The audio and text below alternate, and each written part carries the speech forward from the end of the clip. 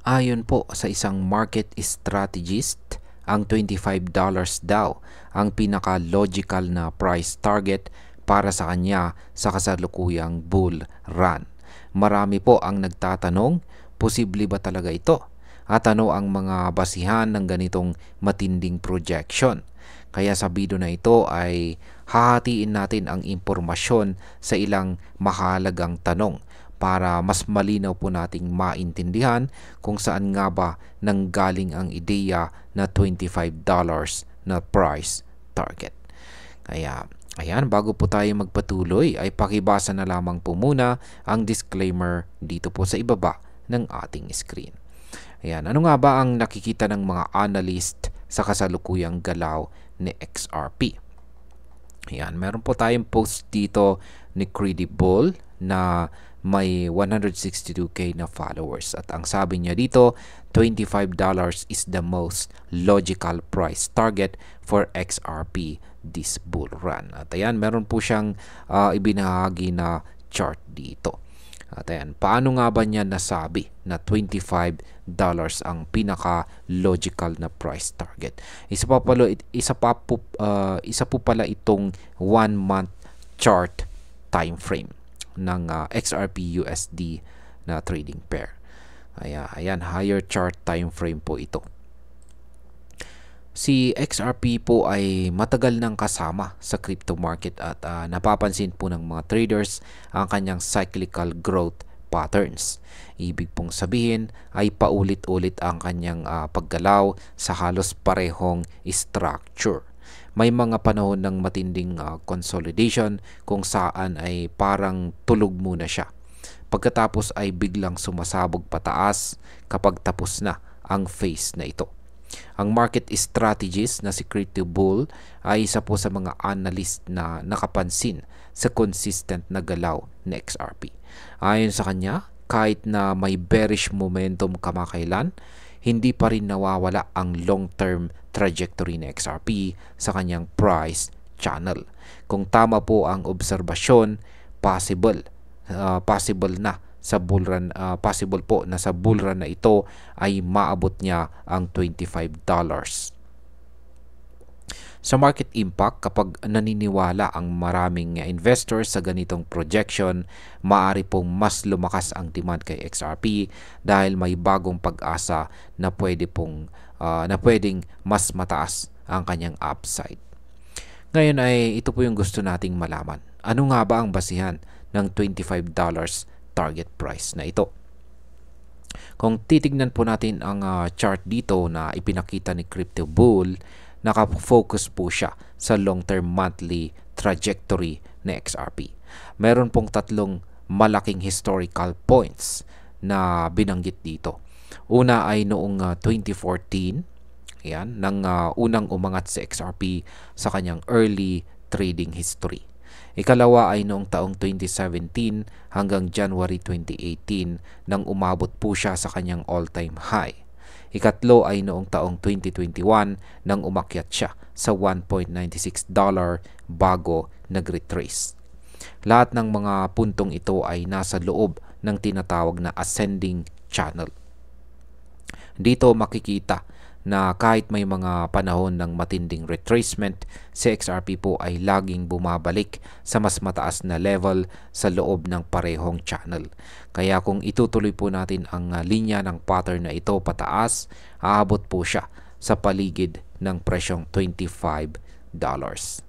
Kaya sa market impact, kapag sinunod ng market ang ganitong technical structure, maraming traders ang gagamit nito bilang guide or gabay.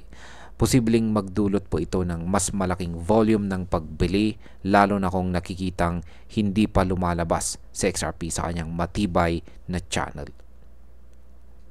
Gaano naman po kalayo ang pagitan mula sa current price? Sa ngayon sa XRP po ay nasa presyong $3.04 lamang. Kung ihahambing po natin ito sa target na $25, kailangan po niyang umakyat ng mahigit 722%. Malaking lundag ito pero hindi imposible base sa history ng crypto market. Kung titingnan po natin ang nakaraan, maraming beses nang nagbigay ng sorpresa ang iba't ibang coins. Si Bitcoin halimbawa ay ilang ulit na tumalon ng libo-libong porsyento. At dahil si XRP ay kilala sa kanyang malalakas na rally pagkatapos ng consolidation, hindi po malayong maulit muli ang ganitong scenario. Sa market impact, ang laki po ng percentage growth na ito ay maaaring mag-attract ng mas maraming speculators at investors na naghahanap ng high risk, high reward opportunities. Pero kailangan din na maging maingat tayo dahil kapag sobrang taas ang inaasahan natin, madaling masaktan ang market kung biglang bumaliktad ang trend. Ngayon bakit naman po logical ang tawag sa $25 na price target? Ayan, tinatawag po itong logical dahil hindi ito basta-basta haka-haka lamang. Nakabase po ito sa long-term channel analysis na ilang beses nang napatunayan sa nakaraan. Ang bawat rally po ni XRP mula taong 2014 hanggang 2021 ay sumusunod po ito sa parehong structure. Kaya kung ipagpapatuloy po niya ang pattern, ang susunod na peak ay malamang nasa $25. Ibig sabihin ay hindi lang ito pangarap. May konkretong data na nagsasabing consistent po ang kanyang galaw sa ganitong range. Ito ang dahilan kung bakit marami pong traders ang naniniwalang reasonable na target ang $25 kaysa sa sobrang exaggerated na mga prediction na umaabot po sa $100 or higit pa. Kaya sa market impact, kapag tinuturing ng analyst na logical ang target, mas tumataas po ang credibility nito sa market. Ang mga institutional investors at malalaking whales ay mas nagiging confident na pumasok dahil nakikita po nilang may malinaw na technical basis. Ngayon ano naman po ang kahalagahan ng mga historical patterns na ito? Ang kasaysayan po ni XRP ang pinakamalakas na dahilan kung bakit pinanghahawakan ng mga analyst ang $25 target. Paulit-ulit po na ipinapakita ng kanyang chart na pagkatapos po ng bawat consolidation, may kasunod na rally na mas mataas kaysa dati.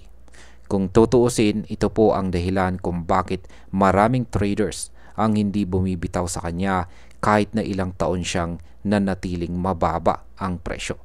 Naniniwala po sila na kung uulitin muli ni XRP ang kanyang kwento, ang susunod na kabanata ay isang malakas na pagsabog pataas. Sa market impact, ang ganitong narrative ay nagiging fuel para sa market sentiment. At kapag malakas po ang sentiment, kadalasan ay sinusundan din ito ng masiglang price action. Ngayon posible ba talagang magbago ang projection na ito? Siyempre, walang kasiguraduhan sa crypto market. Pwede pong magbago ang takbo ng presyo depende sa mga external factors tulad ng regulasyon, global economy at galaw ng ibang major cryptocurrencies. Halimbawa, kapag nagkaroon po ng bagong regulations laban kay XRP, maaari pong humina ang kanyang momentum. Ngunit kung kabaliktaran po ang mangyari tulad ng mas malinaw na legal status or partnership adoption, mas bibilis po ang kanyang pag-akyat at mas mabilis siyang umabot sa target. Ang market impact po nito ay ang projection na $25 ay mananatiling gabay at hindi po ito garantiya. Pero habang nakapaloob pa siya sa kanyang long-term channel, marami ang mananatiling optimistic.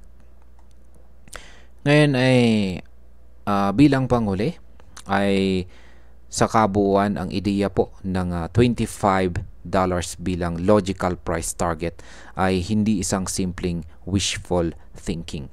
Ito po ay nakabase sa malinaw na data at consistent na historical pattern. Sa kasalukuyan, malayo pa siya mula sa target dahil nasa $3.04 lamang siya ngayon. Pero kung uulit po ang kanyang cyclical behavior, may posibilidad na makarating nga siya sa price level na yan.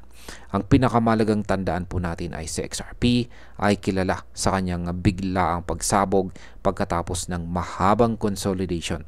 Kaya habang marami po ang nagdududa, marami rin ang umaasa na ang susunod na malakas na chapter ng kanyang kwento ay magsisimula po sa bull run na ito.